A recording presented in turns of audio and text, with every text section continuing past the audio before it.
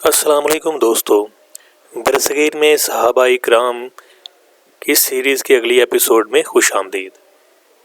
امید ہے آپ سب خیریت سے ہوں گے۔ دوستو، تاریخی کتب کے مطالعہ سے یہ بات سامنے آتی ہے کہ حضرت عیسیٰ علیہ السلام سے 2000 سال قبل عرب تاجر مصر جاتے تھے۔ ان کے پاس دیگر سامان تجارت کے علاوہ آبدار فولاد یعنی تلوار، تیز پات اور مصالحے دستیاب ہوتے تھے۔ یہ خالص ہندوستانی اشیاء ہیں، جس سے پتہ چلتا ہے کہ عرب ہزاروں سال پہلے ہندوستان سے تجارتی مال لاتے تھے۔ سید سلیمان ندوی اپنی کتاب عرب و ہند کے تعلقات میں لکھتے ہیں کہ مسیح سے 2000 برس پہلے جو عرب تاجر بارہا مصر کو جاتے دکھائی دیے ہیں، ان کے سامان میں جو اشیاء تھیں ان میں بلسان، صنوبر اور دوسری خوشبودار چیزیں، اسی طرح یمن کی ملکہ حضرت سلیمان کے لیے جو تحفہ سن 950 قبل مسیح میں شام لائی تھی، وہ بھی خوشبو کی چیزیں، بہت سا سونا اور بیش قیمت جواہر تھے۔ حزقیال نبی 528 قبل مسیح کے زمانہ میں اوزال یعنی یمن سے فولاد، تیز پات اور مسالہ عرب ہی ملک شام کو لے جاتے تھے۔ حزقیال نبی کہتے ہیں کہ اوزال یعنی یمن سے تیرے بازار میں آبدار فولاد یعنی ہندی تلوار، تیز پات اور مسالہ بیچنے آتے ہیں۔ یہ اچھی طرح معلوم ہے کہ لبان اور قسم قسم کے خوشبو پھول خود یمن میں پیدا ہوتے تھے، مگر آبدار فولاد یعنی کہ ہندی تلوار، تیز پات اور مسالوں کا ملک ہندوستان ہی تھا، اور تلوار، تیز پات اور مسالوں کا ملک وہی آج بھی ہے۔ اس سے صاف ظاہر ہے کہ عربوں کے ہندوستان کے تجارتی تعلقات مسیح سے کم از کم 2000 برس پہلے سے ہیں۔ صرف اتنا ہی نہیں دوستو، حضرت یوسف علیہ السلام سے واسکو ڈے گاما تک ہندوستان کی تجارت کے مالک عرب ہی تھے۔ الفنسٹن کی تاریخ ہند میں یہ صراحت موجود ہے کہ حضرت یوسف علیہ السلام کے زمانہ میں عربوں کے تجارتی کارواں مصر جایا کرتے تھے، بلکہ عربوں ہی کے کسی تجارتی قافلے نے حضرت یوسف علیہ السلام کو مصر پہنچایا تھا۔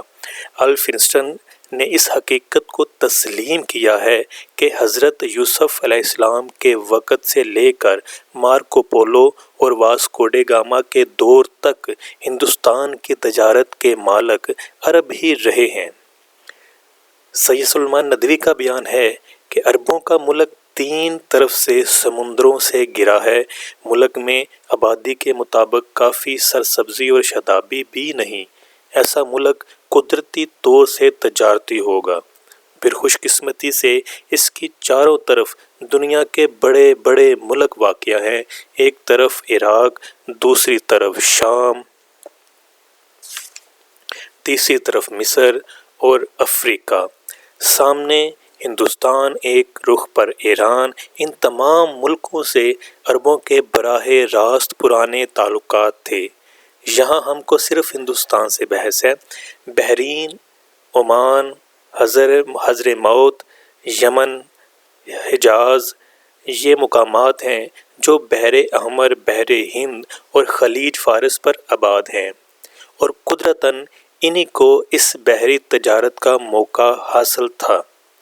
اس سے پہلے عربوں کے ہندوستانی بحری آمد و رفت کا نقشہ دکھایا گیا ہے کہ ہندوستان کے ساحل سے جہازات چل کر یمن کی بندرگاہ میں پہنچتے تھے، اور وہاں سے ان کا سامان اونٹوں پر لاد کر خشکی کے راستے سے بحر احمر کے کنارے کنارے شام اور مصر آتا تھا، اور وہاں سے بحر روم ہو کر یورپ چلا جاتا تھا۔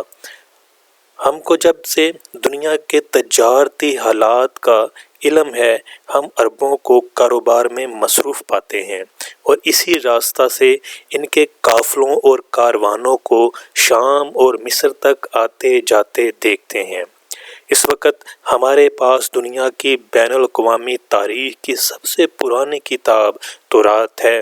اس میں حضرت ابراہیم علیہ السلام کی 2 ہی نسل بعد حضرت یوسف کے زمانہ میں ہم اس تجارتی قافلہ کو اسی راستہ سے گزرتے ہوئے پاتے ہیں، اور یہ وہی کارواں جو حضرت یوسف کو مصر پہنچاتا ہے۔